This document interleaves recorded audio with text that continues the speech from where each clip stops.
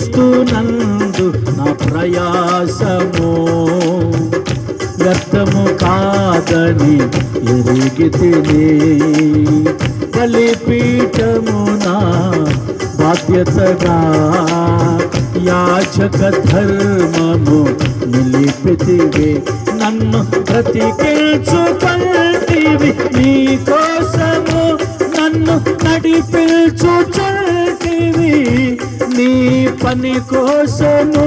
నన్ను బ్రతికించుకొంటివి నీ కోసము, నన్ను నడిపించుచుంటివి